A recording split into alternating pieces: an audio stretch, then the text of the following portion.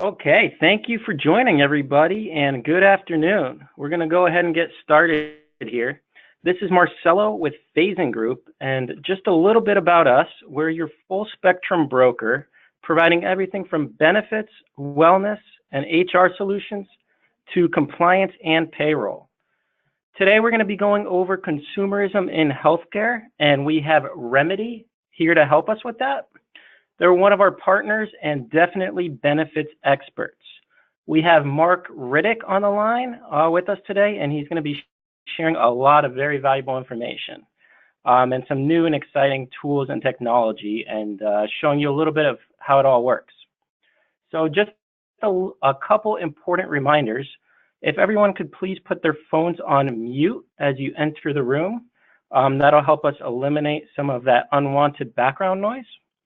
If you do have any questions, go ahead and type them into the chat box, and we will get to all of those questions at the end. We're also going to be sending a follow-up email to recap everything that was discussed today. That's going to include a recording of the webinar, PowerPoint, and some more valuable information. So Mark, I'm going to go ahead and turn it over to you. Take it away.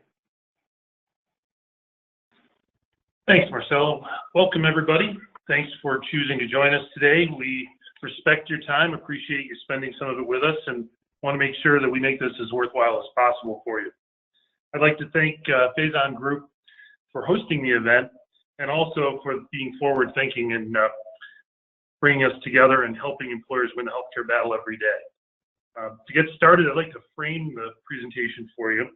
I guess this is kind of like when a pilot comes on and tells you the plane's going to Costa Rica, and if that's not in your plans, you might want to get on a different plane. First, what we're going to be covering. We're going to take a look at why healthcare consumerism is a significant opportunity and where it is today.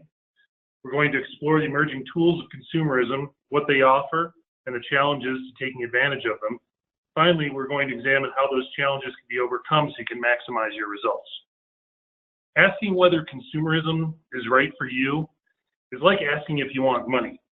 The answer is yes, and you want as much of it as you can get. If you're self-funded, you can get the most out of consumerism because you're saving your own claims funds. If you're fully insured, those lower claims costs can mean better renewals. And if you're trying to get into self-funding, it can mean the difference between being declined or accepted by stop-loss underwriters. And in either case, there are productivity gains because you will get a positive impact on time savings for your business. A little quick bio here, very brief. I was a healthcare consultant for 27 years. That pretty much says it. The glaring inequity to me in all that time was the disadvantage that people had when dealing with the healthcare system. I decided to do something about that, which is what we're talking about toward the end of this conversation, or I should say monologue, and here I am. So, part of the value of attending today is the consumerism savings analysis that we offer to perform for you at no cost. This analysis uses data that's easily accessible from your TPA, and then we model how consumerism could have affected your claims costs of the past year. So just type into the chat box the letter CSA, and we'll connect with you to provide that analysis. If you'd like to request a demo or a discussion in more detail, go ahead and type demo in there and we'll get back to you on that as well. And of course, feel free to type in both. So let's jump in. The healthcare dollar. Consumerism is the largest and the most untapped opportunity we have to control healthcare costs. What gets spent on claims is over 80% of your total costs. So we may be spending a lot of time and effort in other areas, but this is where the meat is. However, it's not that easy to institute healthcare consumerism. First, let's take a look at what consumerism is. Excuse me. Contrary to how it's commonly used, it's not about consumption for consumption's sake. It's about the interests of consumers and what's in their best interest. Note that the definition there under letter C doesn't say the consumer has to protect their own interests, but that's exactly what we've done in healthcare consumerism. Here's how that looks. Essentially, we're using financial disincentives to force fiscal responsibility. We're finding out that people don't magically become smart healthcare consumers, no matter how big that stick gets.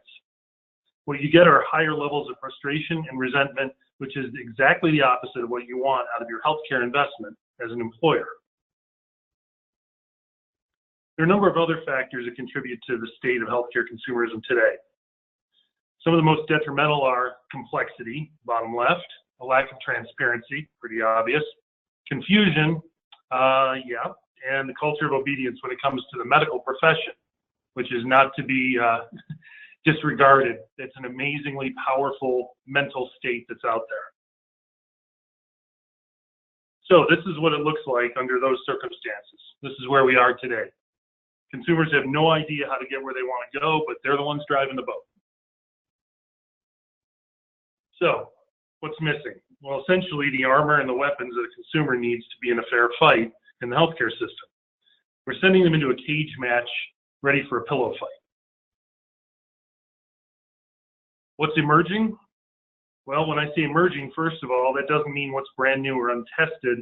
I'm talking about consumerism services that have been proven and highly effective on a relatively large scale. They just haven't hit critical mass yet to catapult them into the mainstream. But they're about to, and that's what we're going to talk more about. Part of that is the tipping point where organizations want these new ideas and solutions more than they're concerned about change. Specifically, change in terms of painful transitions and a host of disgruntled employees, something nobody wants.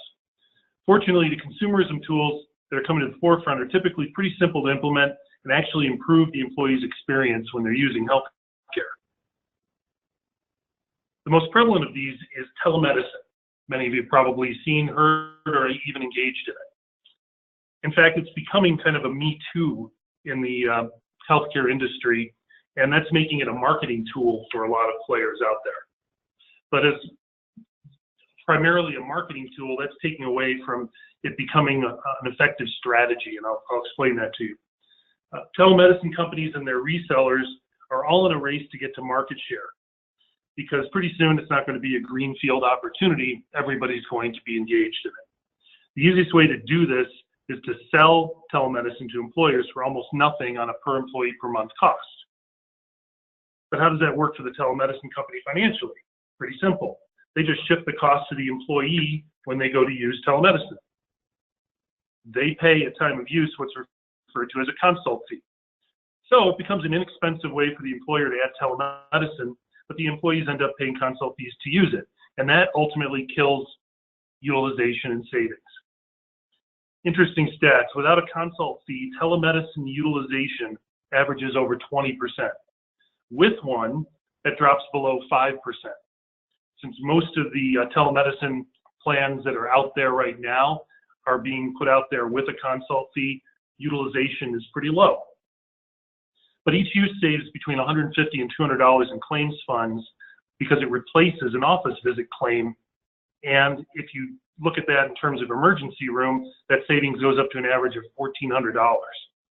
So clearly it makes no sense to save a couple dollars on a per employee per month fee to lose that kind of savings. But employers often don't know that until it's laid out for them. And many that are selling telemedicine today are moving way too fast, and they're having way too much success to bother explaining this. The savings opportunity of telemedicine is great for employees and employers, especially if you set it up without a consult fee, which is highly recommended. In addition to the monetary savings, reducing lost time can be a huge productivity gain for telemedicine. Plus, the improved peace of mind supports presenteeism and efficiency.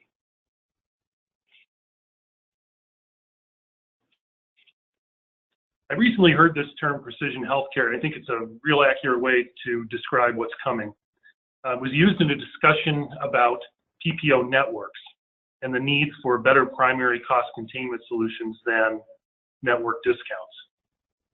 PPO networks have been around a long time, and their discount percentages are how they prove their value. But probably many on this webinar understand and realize that that's kind of meaningless without knowing what the actual charges are and whether or not those are realistic in the market. So more and more folks are waking up to the smoke and mirrors situation. What that's leading to is more focused networks. So whether there's a specialty network, limited, narrow, or carve-out network, and you may have dabbled or be in use of some of these already, they're variations on the same theme. For consumerism, specialty networks are really what fit the bill. These are the networks that provide one kind of care. For example, an imaging network. All the providers in that specialty network have agreed to pre-negotiated charges for the services. You get to know what the charges are right from the start, and the prices are often significantly less than in-network charges even after the PPO discount. You get savings and transparency. So that surprise $4,800 MRI bill that some of you out there have encountered doesn't happen to you. Cost transparency, that's a perfect lead into this, is that simply put, we can't afford not to have it. Medical costs are too high for us to continue to operate in the dark the way we do. And as you can see there, even in network, costs can vary tremendously. And where else in our economy do you sign off that you'll be responsible to pay for something before you ever see the price? It's only in healthcare. And you still don't see the price until after you get the bill. Even staying in network isn't a real guarantee of anything. I had an ankle scope a few years back. It was priced at $12,000 at one in-network provider and $4,000 at another. Clearly, the examples of this are rampant. We could go on and on. But the typical consumer is just not equipped to find out about that difference between $12,000 and $4,000 the way I did. Some tools out there will generate an average cost for healthcare that's needed, which is great, but then it's up to the consumer to negotiate with the providers. They're not capable of that, they can't do it, and they won't do it. What they need is someone to help them do it. And advocacy is another example of help, live help and expertise in action. Counselors in an advocacy program will help with almost anything from clinical to administrative questions. So if it's benefit levels that somebody has a question on, or care options, or unwinding a billing issue, they can do it. Plus, they'll take the issue off your plate, run it down, and get it back to you with the answer and explanation, and that can be a huge time and headache saver. It's also a great education. So many HR professionals are finding that advocacy programs provide great service to their employees while increasing the employee's privacy protection and reducing the exposure to HIPAA for the company. Plus, it frees up those HR professionals to be proactive in other ways, and we know that most of those folks have more on their plate than they can handle. Surgery assistance. Now, these programs grew out of international medical tourism as an answer to Americans not wanting to get medical care in other countries. It wasn't that the price wasn't good, it's just that people weren't comfortable with it. So they've grown to include helping patients find surgical alternatives to invasive procedures, because avoiding surgery can be both a huge and a psychological victory. So if surgery is unavoidable, these services do shift into what I would call a domestic medical tourism mode. They have agreements with centers of excellence around the country so they can coordinate care with the best providers in the country with the best outcomes in the country at much lower cost than staying local. So as you can see here, the range of estimates on surgeries that are avoidable or unnecessary is pretty big, but even if you go to the lower end, 30% at the cost of surgery today is tremendous. And when you're talking about the alternative treatments in domestic medical tourism, being able to save you 20 to 50%, that's a pretty big window of opportunity as well. The results pretty much speak for themselves, but I really believe we're just at that bend of the hockey stick where it's about to go mainstream and up to the corner of the graph on the right. If you're familiar with that graph, you know exactly what I'm talking about here, especially since just last year, consumerism tools like the ones that we are covering here put $1 billion back into employers' pockets. All sounds great, but there are challenges, as with anything. And each of these tools can get you significant results, but they don't work if they're not used.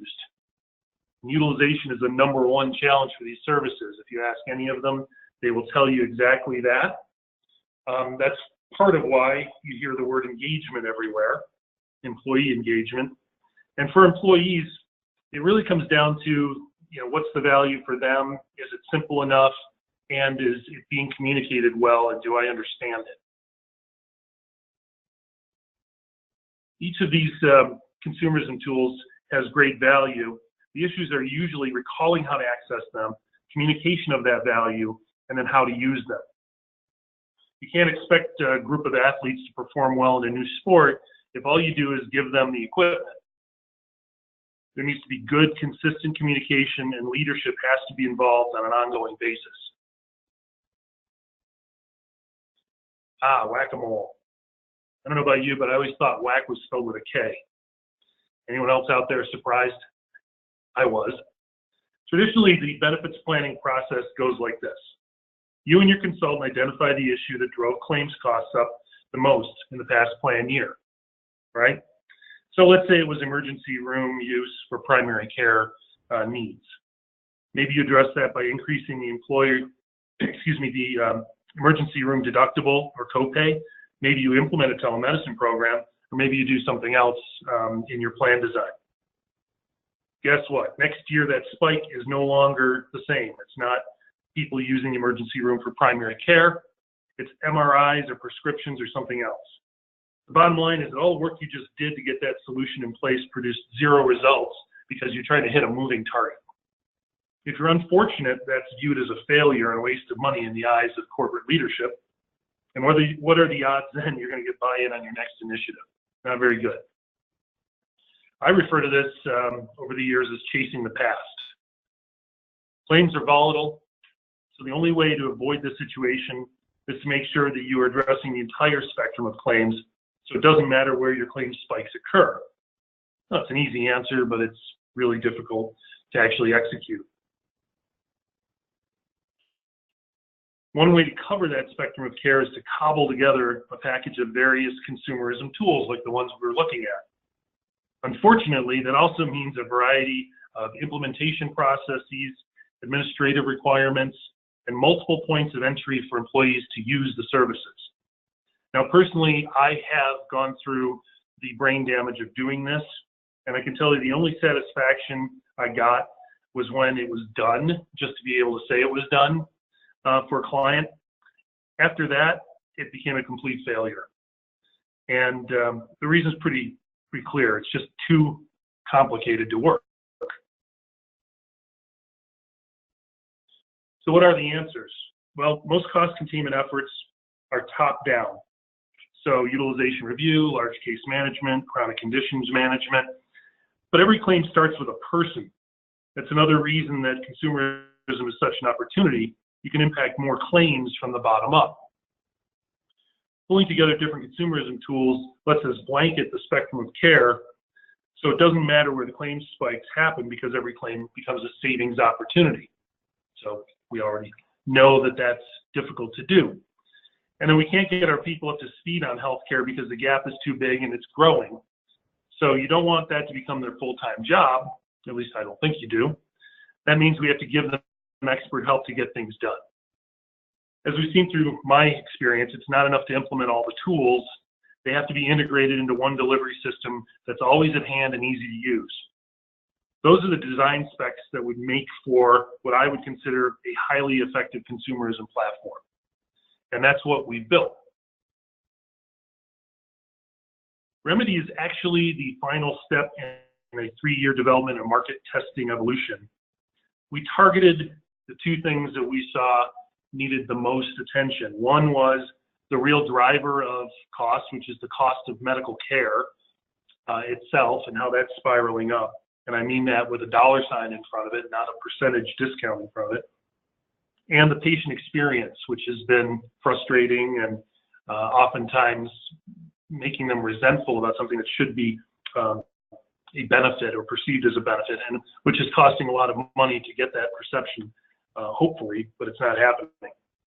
We also focused on services that can generate quantifiable results and provide that live health that we've touched on already. So in doing that, we created the first and only platform of its kind, which is Remedy. What we want to do with Remedy is bridge that gap between regular people and an onerous healthcare system. And everything we do toward that end has 3 criteria that have to be met. Those 3 are: it has to be simple, human, and empowering.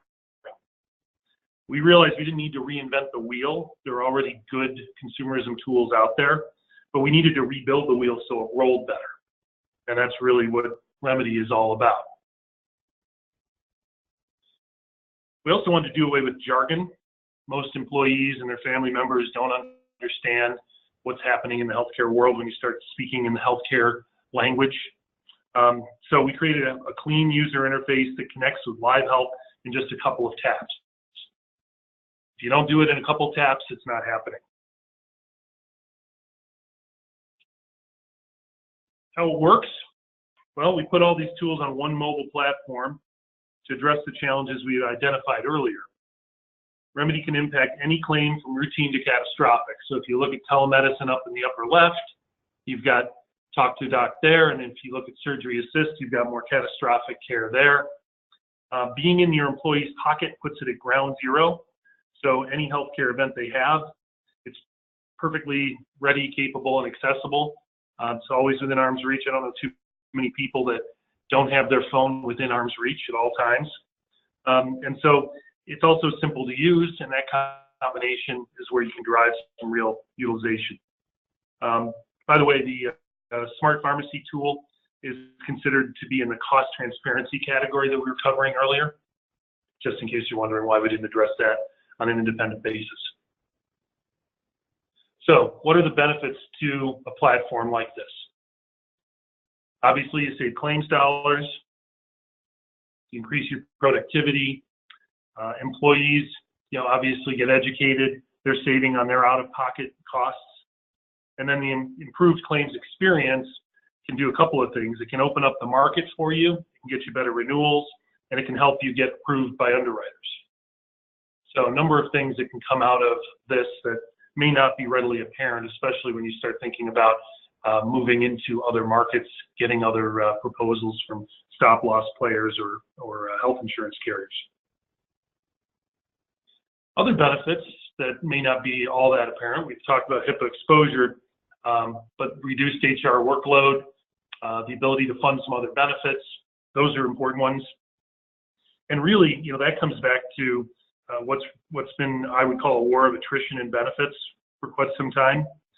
And now if you can find money or save money with a platform like the Remedy app, you can restore perhaps some benefits that have been trimmed, or you can put a ceiling on some of your cost sharing that you had to keep doing. All of which is reluctantly done, but necessary due to the rising costs. One other thing that I want to touch on here is the HSA piece. If you're an employer making HSA contributions, you're probably very much aware that that is essentially an expense, and it's creating only $1 of benefit for every dollar that you give. But one of the concepts that applies here is you can leverage a portion of that contribution to install something like Remedy and generate a lot more benefit out of those same dollars.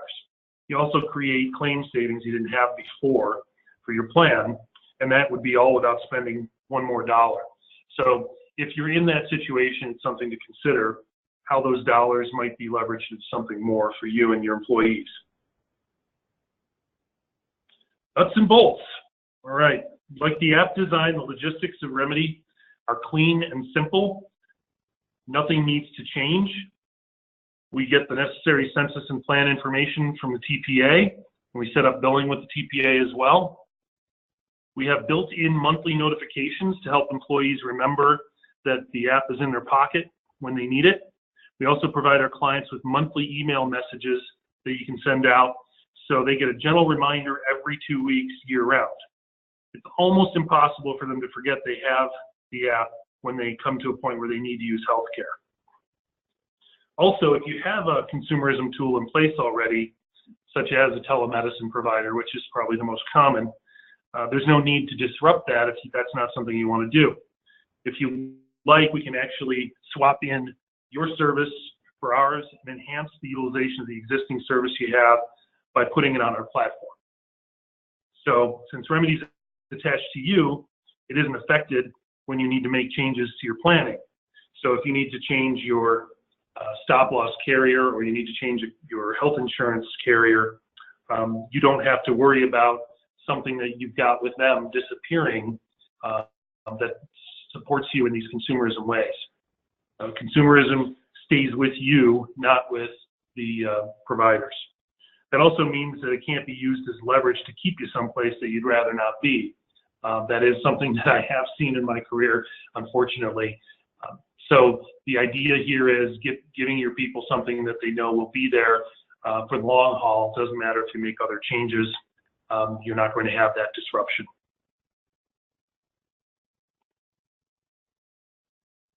The bottom line, there are no costs to use any of the services on the Remedy app. In other words, we don't have any consult fees, we don't have any costs, time of use to the employee, they don't have to have their credit card handy or anything like that. We built it to have unlimited access, cover the entire household at a low dollar cost to the employer, so that we could put the solution in employers' programs alongside what their other plans are and into the employees' pockets, so they wouldn't have to fight this fight without some expertise and some folks looking out for them. As you can see, even a low utilization rate generates a strong net ROI. That's the value of combining these proven services. So it's an investment really with a very low entry threshold and a high upside. The volume of cumulative experience between all of our service providers is tremendous. So the projected savings that we get from their experience is very, very credible. The point there, I guess, would be we're not relying on service providers who are brand new into the world. So the difference in fees that you see there is because most groups that have less than 100 employees don't have a third-party administrator. In those circumstances, the surgery assist service doesn't fit because there needs to be a connection with the TPA and the claims process. However, in those circumstances, they could still get help on surgical costs through the Price Shopper service. Questions? I'm guessing many of you here, your last increase was more than $15 on a PEPM basis.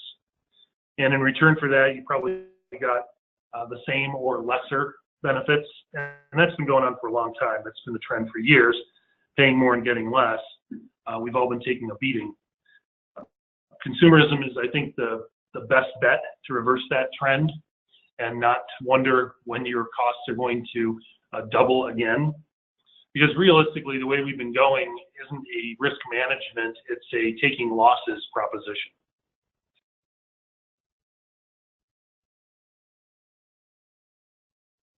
Just let you read this one for a second.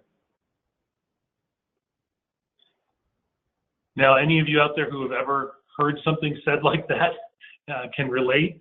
I think the guy on the right is either looking for a hidden camera or he's making a mental list of this guy's competitors to go sell to. Either way, we know that the person on the left is probably never going to get it. So, what next? Well, as far as what we can help you with, if you want to put CSA or demo into chat, that's great. We'll get in touch with you about the consumerism savings analysis or a demo or a further discussion. Also want to let you know as a thanks for attending today that if you do choose to explore and implement Remedy between October 1st and January 1st, we are offering a 2-year guarantee on the access fee. So that will not change from year to year for those first couple of years. We moved along quickly as intended to leave time for Q&A and wanted to do that now because I know Marcelo is fielding whatever questions are coming in and I can answer those at this point in time. All right, thank you very much, Mark. So we had a question come in. Can you tell us more about the service partners on the Remedy platform? Are they stable and are they scalable?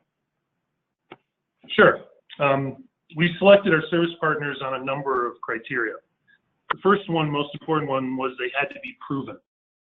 Our partners have all been in business between 8 to 20 years, some a little longer, and have saved employers billions of dollars. So we know that they're all proven. We also had a criteria of scalability, so that's a great point. Our service providers handle millions of users already and are prepared for the growth they know is coming as this shifts into the mainstream. The other one was they had to be service-oriented rather than just do-it-yourself information sources. There are a ton of quote-unquote tech solutions in the healthcare world now that are just do-it-yourself information sources, and we've talked about that. Employees are just not capable of taking that information and running with it. So users get a live expert to help them in the Remedy platform with every service except Smart Pharmacy at this point. We're going to be upgrading that as soon as we get a viable option to do so. Also, just one other thing, because of the strength of our partners, I think employers have a rare opportunity with Remedy. They can take advantage of something that's direly needed, a solution that has been non-existent to this point, but it's a solution that's been built with proven pieces. So the Remedy app is taking success that we already know is out there and bringing it to another level with integration and ease of use. So we're very comfortable with the service partners and the selection of them. That said, we are always, I guess our mission is still and will be to keep an eye on the marketplace for things as they come into being, and then vetting them and watching their track records and making sure that we're putting the right and best pieces into our platform going forward. Great, thank you. We have another question. How strong is your network of providers in Richmond, Virginia? In Richmond, Virginia, great question. That would be a little difficult to answer specifically because the networks are different for each of the different services. So what we could do is check that and get back to you, get back to the person asking that question and everyone else, of course, because we want to provide all the answers and all the questions to everyone here today. About that specific geographic location, I couldn't quote you off the top of my head what is in a particular city for all these different services. I can tell you that they all operate nationally, that they have players probably within, I would guess, 50 miles or maybe even 30 of just about any place that's a population center. It gets obviously more thinned out as you get into the rural areas, but that's true of any provider network and always has been. But I will certainly get more detail on Richmond, Virginia, and get that out to everybody. Okay, great. One more question here. As this is app-based, what is the solution for those employees who don't carry a smartphone? Can an employee access Remedy via computer? That's a really good question, and one of the things that we have always tried to do is provide solutions that work for as many people as possible. That said, I think this is one of those places where the split is just difficult to somehow overcome. We've toyed with the idea of having a quick dial contact list that people could input into their contacts on a non-smartphone. That may be a solution in those situations. When we've encountered this in the past, ultimately the decision has usually been to look at something different for those folks, and possibly to do a shift in the population. So those who do have smartphones, great, the app-based approach works. Those who don't, maybe the answer is to set up a place where they can access it through a tablet or smartphone somewhere in the core offices, usually typically around HR. But otherwise, if somebody is looking to use a computer-based, this is really meant to be a mobile solution, mostly because people don't know when they're going to need healthcare, where they're going to be when they need it, and also because both smartphones and apps are becoming very prevalent and commonplace in our society. We actually have more live working smartphones in this country than we do people right now. So we can't solve everything for everybody, but there are some workarounds that maybe we could try if we needed to in terms of loading contact information. But on a computer is not the platform. Okay, thank you for that answer. We did have a few people requesting the cost savings analysis and demo, so we'll be in touch with them. And I do want to remind everybody that you will be receiving a follow-up email from us, Phase-In Group, and that is going to include the recording and the PowerPoint deck.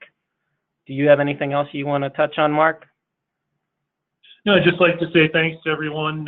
Obviously, wanted to make efficient use of the time that you're willing to spend and invest with us today. Hope that you got out of this what you were looking for in terms of understanding where consumerism is in healthcare today, where it's headed, and how you can actually jump ahead of that by looking at something like the Remedy platform. To this point, by the way, there are no platforms that we have seen that are doing what we're doing. There are maybe one or two out there that are combining a wellness program perhaps with a telemedicine. But as far as really covering the spectrum of care, which we feel is necessary, and being effective and efficient in doing so, we're still the front runner and plan to stay there. So thanks again for everyone's time. Awesome, thank you. And thank you everybody for attending. Have a great day, everyone. Bye. Bye now.